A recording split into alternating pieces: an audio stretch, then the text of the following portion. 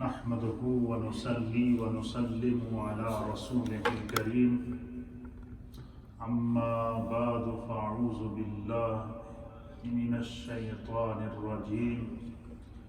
بسم الله الرحمن الرحيم وعن أسماء رضي الله تعالى عنها أن امرأة قالت یا رسول اللہ صلی اللہ علیہ وسلم ان لی درۃ فہل علی جناح ان تشبعت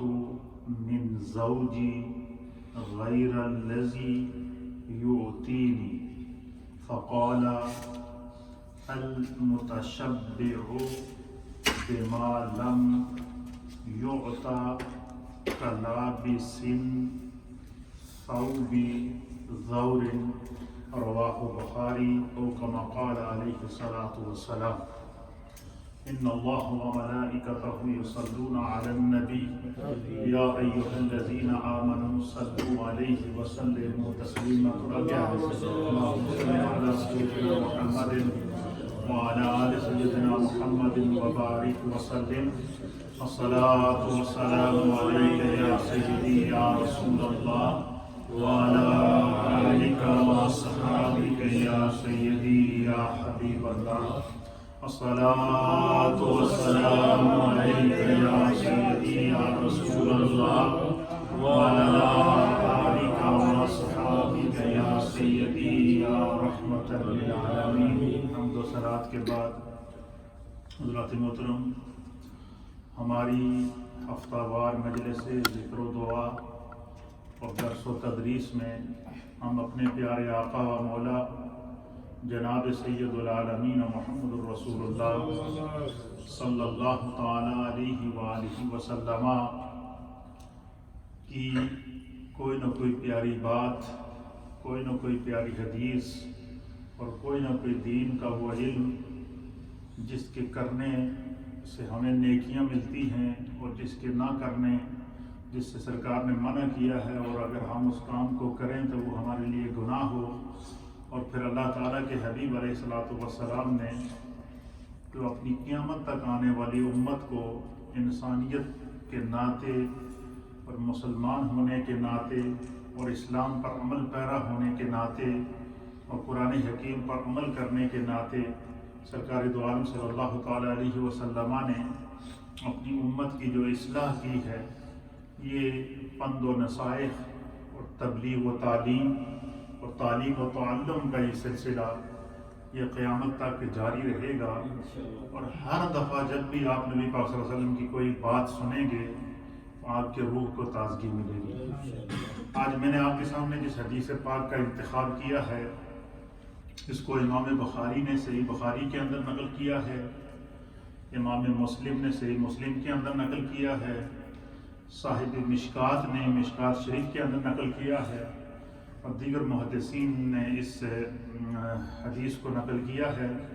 اور اس حدیث کی راویہ اللہ کے پیارے حبیب لبیب نبی رحمت صلی اللہ تعالی علیہ وآلہ وسلم کی ایک عظیم صحابیہ خاتون ہیں. اس میں خواتین کے لیے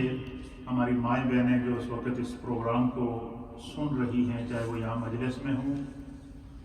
یا اپنے گھروں میں ریڈیو کے ذریعے سن رہی ہیں، ان کے لیے بھی نبی پاک صلی اللہ تعالیٰ علیہ وسلم کی طرف سے نصیحت ہے. اور اس حدیث کا جو ٹاپک ہے وہ ٹاپک یہ ہے کہ اکثر لوگوں کی عادت ہوتی ہے کہ وہ دوسرے لوگوں کو جلانے کے لیے یا دوسرے لوگوں کو متاثر کرنے کے لیے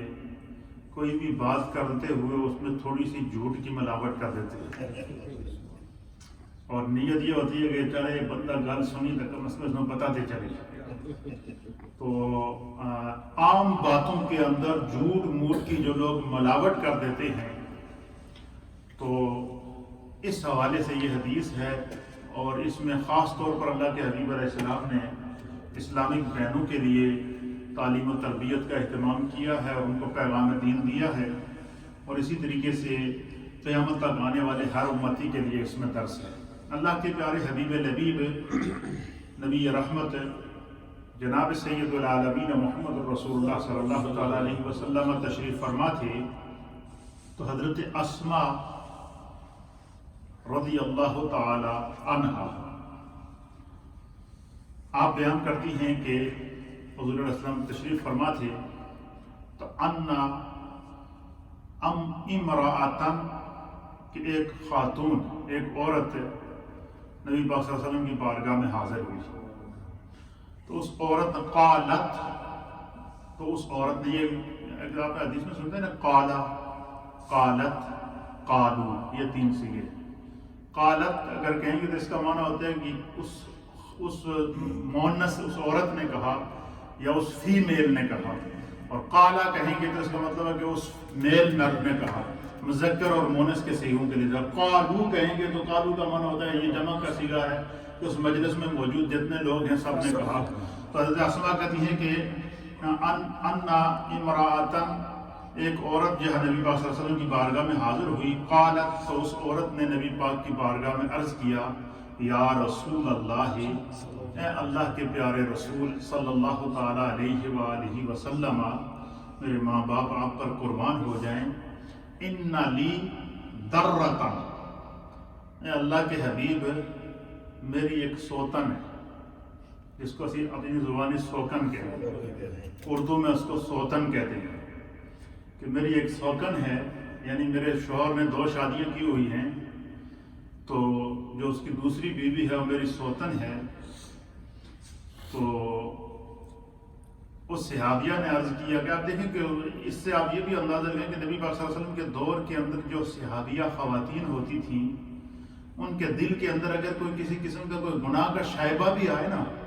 یا گناہ کی طرف ان کا کوئی ارادہ بھی ہو، تو ان کے دل کے اندر ایمان کی کیفیت اتنی مضبوط ہوتی تھی کہ ہاتھ اگر گناہ کی طرف بڑھے گی تو اللہ تعالیٰ ان کے دل کے اندر وہ نور، وہ تقویٰ ان کو روک دیتا تھا۔ تو وہ آپ کو پتہ ہے کہ گھروں کے اندر جب ایک گھر میں 2 بیویاں رہ رہی ہوں، ساکنے ہوں، تو ان کے اندر عام عورتیں رہ رہی ہوں تو ان میں ایک دوسرے کے ساتھ حسد پیدا ہو جاتی ہے، تو ساکنوں میں تو یہ تو ایک مشہور بھی ہے یہ چیز۔ تو ایک حضرت اسما کہتی ہے نبی پاک کی بارگاہ لگی تھی تو ایک خاتون آئی تو اس نے عرض کی کہ ان لی درۃن، اے اللہ کے حبیب میری ایک سوکن ہے، فہل علی جناح ان تشبعت من زوجی غیر الذی، اے اللہ کے حبیب میری ایک سوکن ہے، تو کیا اس وقت میرے واسطے گناہ ہو سی کہ میں اس میں جلان واسطے تھوڑا جھوٹ موٹ کہہ کے کوئی ہاتھاں دے کڑے کھڑے لا کے، کوئی زیور شیور لا کے، کوئی اچھی کپڑے پہن کے میں اس میں جلاں کہ یہ چیز میرے شوہر نے مجھے دیتی ہے، حالانکہ اس نے نہ دی ہو، حالانکہ شوہر نے وہ چیز مجھے نہ دی ہو، لیکن میں اپنی سوکن میں جلان واسطے اس میں کہوں کہ یہ چیز میرے شوہر نے مجھے دیتی ہے، میں اگر اس کو یہ کہہ دوں تو فَهَلْ عَلَيَّ جُنَاحٌ، کیا اس وچ میرے واسطے گناہ ہے، کیا یہ میرے لیے گناہ ہے؟ دیکھیں کتنی پیاری بات ہے، اور یہ ایسی چیزیں عام خواتین کے اندر پائی جاتی ہیں کہ وہ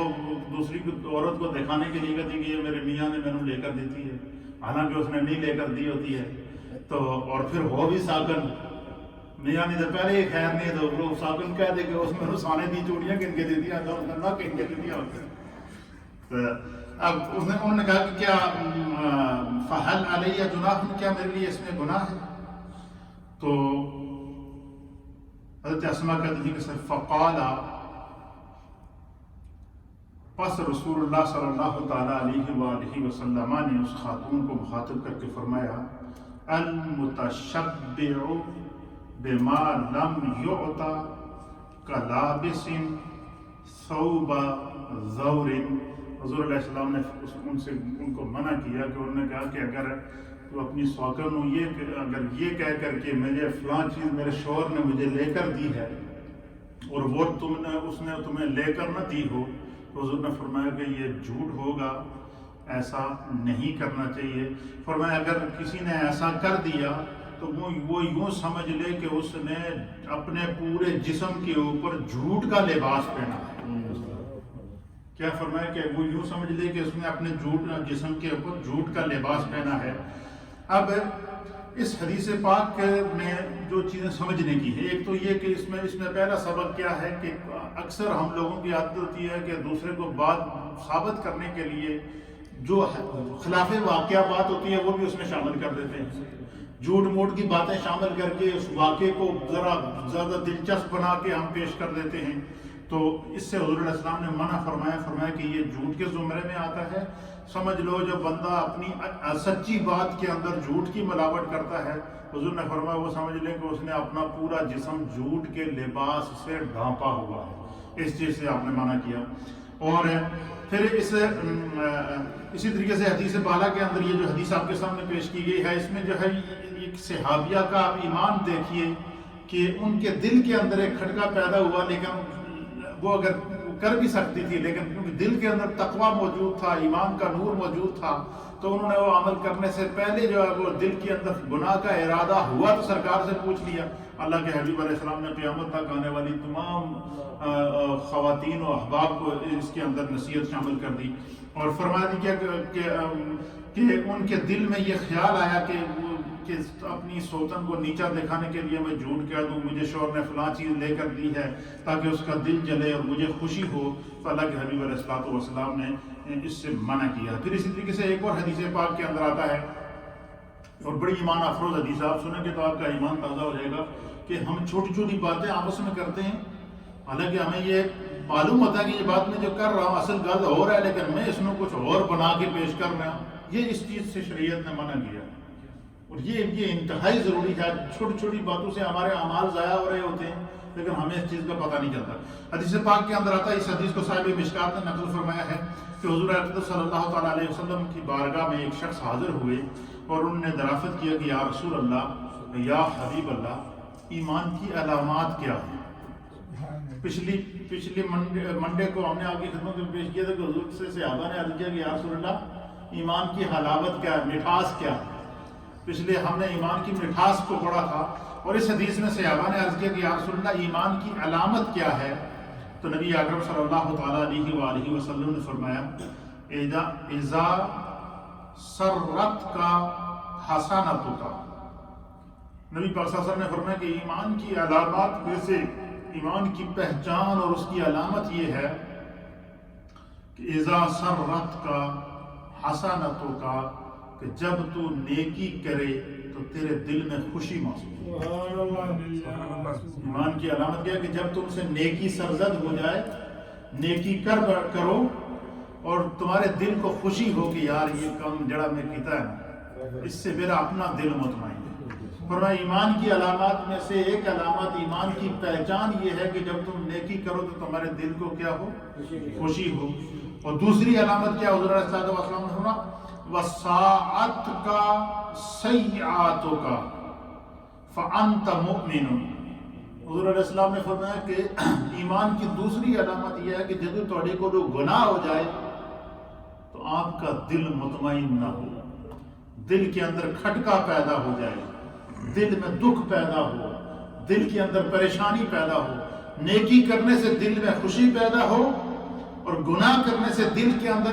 کھٹکا پیدا ہو، تو اللہ کے حبیب نے فرمایا فَأَنْتَ مُؤْمِنٌ، سمجھ لو کہ یہ تو سچا مومن ہے، وہ ایمان کی علامت ہے۔ پھر اس شخص نے عرض کیا کہ یا رسول اللہ، گناہ کی نشانی کیا ہے؟ گناہ کی نشانی کیا ہے؟ تو اللہ کے حبیب علیہ السلام نے فرمایا اِذَا حَاكَ فِي نَفْسِكَ شَيْءٌ فَدَعْهُ۔ حضور علیہ السلام نے فرمایا کہ گناہ کی نشانی یہ ہے کہ اذا حاک فی نفسک، جب کوئی چیز تیرے دل کو کھٹکے، جب کوئی کام کرنے کے بعد تیرے دل کے اندر کھٹکا پیدا ہو کہ گل کچھ صحیح نہیں ہے، دل کے اندر کھٹکا۔ اور یہ پکی بات ہے کہ کوئی بھی بات جو خلاف واقعہ ہو، یا کوئی بھی بات جس کے اندر جھوٹ کی علامت شامل ہو، یا کوئی بھی بات جس کو جھوٹ موٹ بنا کے بنایا گیا ہو، وقتی طور پر تو آپ دوسرے بندے کو مطمئن کر دیں گے، لیکن ایک مفتی ہر انسان کے اندر بیٹھا ہے اور وہ نہیں مانتا۔ اور صحابہ نے عرض کیا کہ یا رسول اللہ، گناہ کی نشانی کیا ہے، اس کی علامت کیا ہے؟ تو حضور نے فرمایا اذا حاک فی نفسک شیء فدعہ، جب کوئی چیز تیرے دل کو کھٹکے یا کسی چیز سے تیرے دل کو چبھن محسوس ہو، کسی چیز سے تیرے دل کے اندر جو ہے وہ پریشانی محسوس ہو، تو فرمایا کہ پھر اسے چھوڑ دو، سمجھ لو کہ وہ گناہ ہے، سمجھ لو کہ وہ گناہ ہے۔ مطلب یہ کہ جب کسی کام کے متعلق اچھا یا برا ہونے میں تردد ہو، وہم ہو کہ پتہ نہیں یہ کام چنگا ہے یا کہ نہیں ہے، دل کے اندر تردد پیدا ہو جائے، فرمایا کہ اگر وہ صحیح بھی ہو تو پھر بھی ایمان کا تقاضا یہ کہ اس میں چھڈ ہی دیو۔ اس لیے کہتے ہیں کہ ایک چیز ہوتی ہے حلال، ایک ہوتی ہے حرام، ایک ہوتی ہے مباح، اور ایک ہوتی ہے مشتبہ۔ مشتبہ وہ اس چیز کو کہتے ہیں کہ یہ اس میں کوئی وہ شک پڑ جائے کہ پتہ نہیں یہ حلال ہے یا کہ نہیں۔ تو فرمایا کہ ایمان کے جب کسی چیز میں شک پڑ جائے نا، حضور نے فرمایا کہ پھر اس کو چھوڑ دو۔ فرمایا یہ ایمان کی علامات میں سے ہی گناہ کی جو ہے یہ گناہ کی پہچان ہے۔ پھر اسی طریقے سے فرمایا کہ اس کے کرنے کے تصور سے دل میں بے چینی پیدا ہو۔ جب کسی کام کے کرنے کے تصور سے دل کے اندر بے چینی پیدا ہو، حضور نے فرمایا سمجھ لو کہ وہ گناہ ہے۔ وہ کیا ہے؟ گناہ ہے۔ پھر جو ہے فرمایا کہ اللہ کے حبیب فرماتے ہیں کہ اپنے دل کو سنوارنے کی کوشش کرو، اور دل کو سنوارنے کے کیا طریقے ہیں؟ اللہ کے حبیب نے فرمایا کہ الا بذکر اللہ، اللہ تعالیٰ قرآن میں فرماتا ہے کہ الا بذکر اللہ تطمئن القلوب، کہ اگر تم چاہو کہ تمہارے دلوں کو اطمینان حاصل ہو، تمہارے دلوں کو سکون حاصل ہو، تو کیا کرو؟ کثرت سے خدا کا ذکر کیا کرو، اپنے آپ کو اللہ کے ذکر کے اندر رکھا کرو، تسبیحات کو پڑھا کرو۔ پھر جو ہے وہ اپنے اور یہ بھی اللہ کے حبیب علیہ السلام نے اس طرف اشارہ دیا، اور خود اللہ نے قرآن کے اندر اس طرف اشارہ دیا کہ مثلا ہر آدمی یہ چاہتا ہے کہ میں بری صحبت چھوڑ دوں، بری سوسائٹی چھوڑ دوں، گناہ کی زندگی چھوڑ دوں، اور ہر طرح کی جو میرے اندر برائی پائی جا رہی ہے جس سے دوسروں کو تکلیف پہنچتی ہے میں اس کو چھوڑ دوں۔ تو اس کا طریقہ کار کیا ہے؟ اس کے لیے اللہ فرماتا ہے کہ تم نماز کی پابندی کرو۔ کیا کرو؟ اللہ کے حبیب علیہ السلام فرماتا ہے کہ جس نے نماز کی اپنی عادت بنا لی، تو دن میں 5 مرتبہ جب بندہ نماز کے لیے کھڑا ہو گیا تو 5 مرتبہ اسے نمازیوں کی صحبت تو مل گئی نا، 5 مرتبہ اسے مسجد کی برکات تو مل گئی نا، 5 مرتبہ اسے امام کی اقتداء تو مل گئی نا۔ فرمایا دن میں صبح سے، اور یہ 5 اوقات جو ہیں فجر سے لے کر عشاء تک، یہ پورے دن کے اندر ڈیوائیڈ کیے گئے ہیں، تقسیم کیے گئے ہیں، پورے دن کے اندر جو ہے وہ اس کے مختلف اوقات رکھے گئے ہیں۔ تو اس کا معنی کیا ہوا کہ جب بندہ دن میں 5 مرتبہ نماز کی پابندی کرے گا تو پھر کیا ہوگا؟ فرمایا ان الصلاۃ تنہا عن الفحشاء والمنکر۔ فرمایا جدو بندہ نماز دا عادی ہو جائے تو اللہ تعالیٰ اس دے اوپر جو سب تو نماز دی برکت دی، سب تو پہلی مہربانی جو اس شخص تے ہوندی ہے، سب سے پہلے نمازی کے اوپر جو خدا کا کرم ہوتا ہے، وہ کرم یہ ہوتا ہے کہ اللہ تعالیٰ اس دی زبان دی حفاظت کرتا ہے۔ زبان بے حیائی سے بچ جاتی ہے، زبان جھوٹ سے بچ جاتی ہے، زبان غیبت سے بچ جاتی ہے، زبان برائی سے بچ جاتی ہے، زبان ہر طرح کے برے کام سے اپنے آپ کو بچا لیتی ہے۔ فرمایا کہ جب بندہ جب نماز کی پابند ہو جاتا ہے تو نماز سے برائی اور بے حیائی سے روک دیتی ہے۔ تو جب بندہ بے حیائی اور برائی کے راستے کو چھوڑے گا تو آگے نیکی کا راستہ ہے، نیکی کے راستے کے اوپر جیسے انسان قائم ہوتا ہے خدا اس کی عزت میں اضافہ کرتا ہے۔ آپ مجھے بتائیں کہ جو بھی شخص ہے یہاں 5 وقت کا نمازی ہے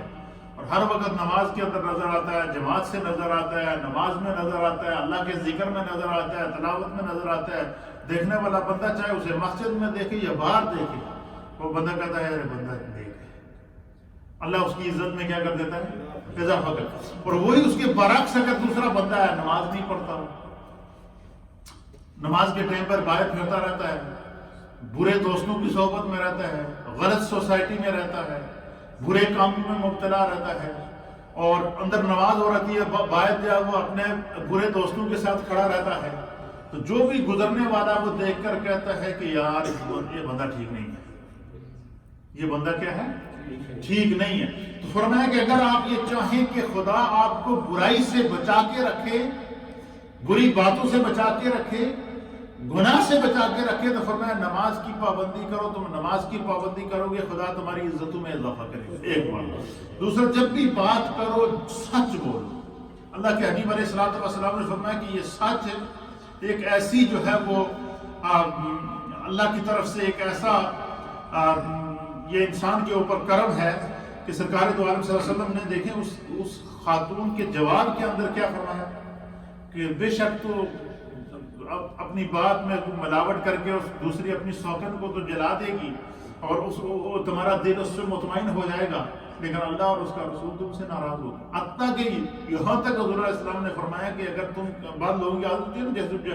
کوئی جانور ہو، کوئی بکری ہو یا کوئی جانور چر رہا ہو یا بھاگ رہا ہو، تو اس کو ایسے کر کے بلاتے ہیں کہ آؤ تمہیں کچھ کھانے کے لیے دیں، تو وہ جب بندہ چلو آگے بڑھاتا ہے تو بکری یا وہ سمجھتے ہیں کہ اس کے شاید ہاتھ میں دانے ہیں، تو وہ قریب آتی ہے، تو اسے پکڑ لیتا ہے۔ حضور نے فرمایا کہ اگر آپ نے کسی جانور کو بلایا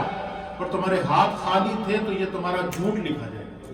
تو نے اس جانور کے ساتھ جھوٹ بولا ہے۔ اب مجھے بتائیں جو دین جانوروں کے ساتھ جھوٹ بولنے کی پابندی لگاتا ہے، وہ انسانوں کو جھوٹ کی کیسے اجازت دے سکتا ہے؟ اسی لیے اسلام کو سلامتی والا دین کہتے ہیں، اسلام کو امن والا مذہب کہتے ہیں، اسلام کو سکون والا دین کہتے ہیں۔ پھر اسی طریقے سے فرماتے ہیں کہ یعنی اس خاتون کے جو بھی جو ہے وہ سوال جواب کیا، اس نے حالانکہ اپنی اصلاح کے لیے کیا تھا، لیکن مفسرین اور محدثین نے لکھا ہے کہ اللہ تعالیٰ اس صحابیہ کی قبر پر کروڑوں رحمتیں نازل فرمائے کہ انہوں نے قیامت تک آنے والی نبی پاک کی امت کو ایک کلیہ دے دیا، ایک اصول دے دیا، ایک ضابطہ دے دیا کہ جب بھی بات کرو تو ہمیشہ سچ بولو، اس میں جھوٹ کی ملاوٹ کسی صورت نہ کرو تاکہ جو ہے وہ تمہاری بندہ اچھا بڑی مزے کی بات یہ ہوتی ہے کہ بندہ کسی کے ساتھ بظاہر نیکی کر رہا ہوتا ہے، کہنا میں کوئی کسی کی مدد بھی کر رہا ہو اور وہ کہے اس کو نیکی کر رہا ہے اس کے ساتھ، اور اس کو اس نیکی کرتے ہوئے اس کے ساتھ دو چار بیچ میں جھوٹ ملا دیے کہ زیادہ خوش ہو جائے،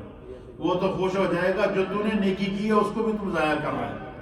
تو اس لیے فرمایا کہ جب آپ کا دل یہ کہے کہ جو بات میں کر رہا ہوں کہ اس میں جھوٹ کا شائبہ ہے، تو حضور علیہ السلام نے فرمایا کہ اس کو چھوڑ دو۔ اور فرمایا کہ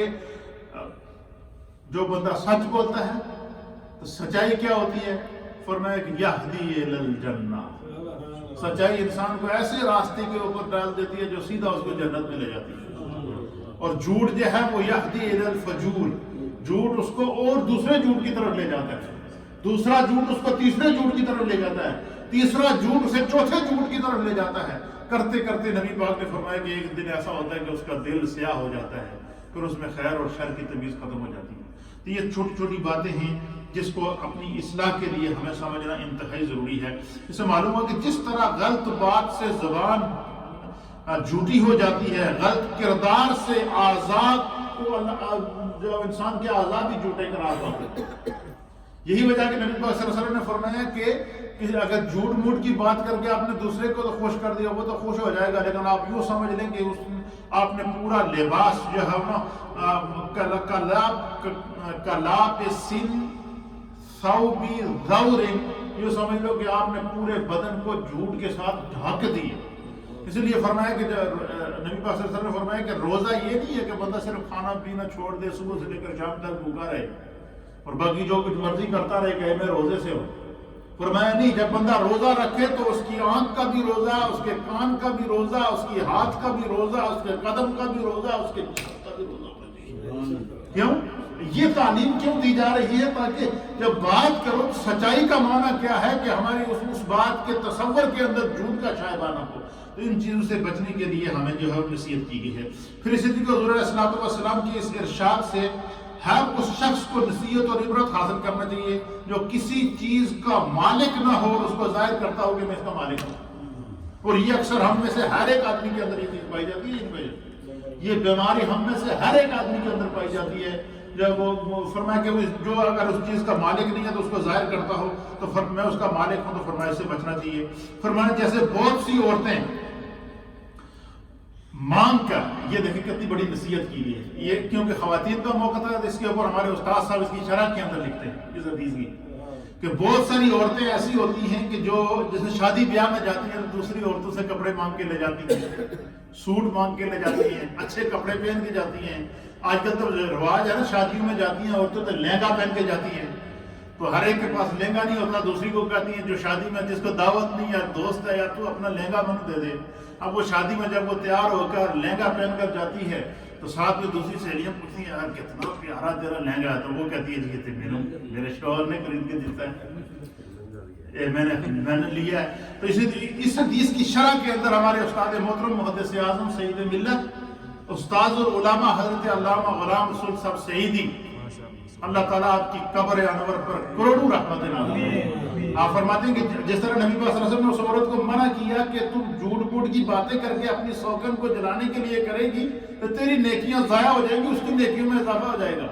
تو اس چیز سے منع کیا. پھر فرمایا کہ پھر آپ اس حدیث کے اوپر تبصرہ کرتے ہیں. آپ فرماتے ہیں کہ حضور اقدس صلی اللہ علیہ وسلم کی اس ارشاد سے ہر اس شخص کو نصیحت اور عبرت حاصل کرنا چاہیے جو کسی چیز کا مالک نہ ہو اور اس کا اپنے آپ کو اس کا مالک ظاہر کرے. فرمایا اس سے منع کیا گیا ہے، وہ جھوٹ میں تصور ہوگی. اور دوسری چیز کیا ہے؟ فرمایا جیسے بہت سی عورتیں مانگ کر بیاہ شادی کے موقع پر زیور پہن دیتی ہیں، یا دوسری عورت کے زیور پہن کے چلی جاتی ہیں، یا دوسری عورت کا کپڑے پہن کے چلی جاتی ہیں. فرمایا وہ کسی سے مانگ کر اگر پہن لیا تو اس میں کوئی حرج نہیں ہے، لیکن شادی میں جا کر یہ تو نہیں کہو کہ یہ جو میں زیور سے لدی ہوئی ہیں یہ میرے ہیں. فرمایا کہ اس چیز سے منع کیا گیا. فرمایا کہ زیور پہن کر چلی جاتی ہیں، اور اسی طریقے سے جو ہے وہ یہ باور کراتی ہیں کہ یہ ہمارا زیور ہے. اور فرمایا کہ اس طرح کرنے سے نبی پاک صلی اللہ علیہ وسلم نے منع کیا ہے. دوسرے کے مال کو اپنا مال بنا کر فخر کرنا. بعض لوگ حاجی نہیں ہوتے تو داڑھی گھڑی رکھ کے نا برابر سے کہتے کہ میں حاجی ہوں. یعنی یہ معاشرے کے اندر وہ کمزوریاں ہیں جن کی نشاندہی کی گئی ہے. ہمارے اندر وہ مثلا یہ کہ ایک انسان کے اندر وہ چیز نہیں ہوتی جس کو وہ دوسروں کے سامنے ظاہر کرتا ہے. تو اس لیے جو ہم فرمایا کہ یہ ساری چیزیں جو ہیں یہ نیکیوں کو ضائع کر دیتی ہیں. اسی طریقے سے جو ہے وہ آپ فرماتے ہیں کہ اسی طرح بعض لوگ جعلی پیر ہوتے ہیں، بڑی داڑھی مدام نشان داڑھی رکھ لی، تسمیاں گلے میں ڈال دی اور لوگوں کو دھوکہ دینے کے لیے کہتے ہیں میں بہت بڑا پیر ہوں تو میرے کو لاؤ.